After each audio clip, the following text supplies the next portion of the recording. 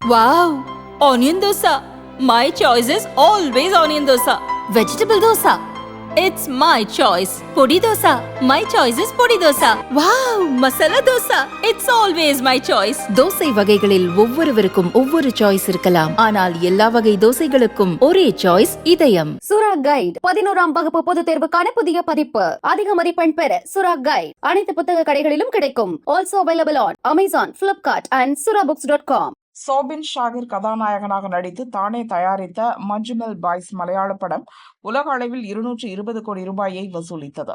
மலையாள சினிமாவில் அதிக வசூலை குவித்த படம் என்ற சிறப்பை பெற்றது.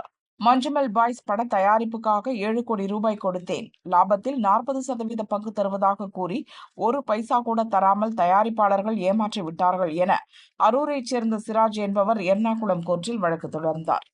வங்கி மூலம் நடந்த பண பரிவர்த்தனைகளை சிராஜ் ஆதாரமாக காட்டினார். வழக்கை விசாரித்த கோர்ட் சோபின் ஷாகிர் மற்றும் இணை தயாரிப்பாளர்களான ஷான் ஆண்டனி, பாபு ஷாகிர் ஆகியோரது வங்கி கணக்கை முடக்க உத்தரவிட்டது. இந்த வழக்கின் மூலம் மலையாள சினிமா தயாரிப்பில் மிகப்பெரிய அளவுக்கு கருப்பு பண புழக்கம் இருப்பதாக குற்றச்சாட்டுகள் எழுந்தன. அதன் அடிப்படையில் அமலாக்கத்துறை வழக்கு பதிவு செய்து விசாரணையை துவங்கியது. பட தயாரிப்பாளர்களான நடிகர் சோபின் ஷாகிர், அவரது தந்தை பாபு ஷாகிர், ஷான் ஆண்டனி ஆகியோரை வழக்கில் சேர்த்தது.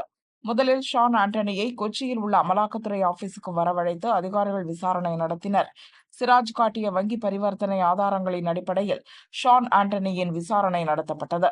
மஞ்சுமெல் பாய்ஸ் பட தயாரிப்பில் கருப்பு பணம் பயன்படுத்தப்பட்டதா, வருமானத்துக்கு முறையாக கணக்குகள் காட்டப்பட்டதா, படம் மூலம் கிடைத்த கருப்பு பணம் வேறெங்காவது சட்ட விரோதமாக முதலீடு செய்யப்பட்டுள்ளதா என்றெல்லாம் அதிகாரிகள் விசாரித்தனர்.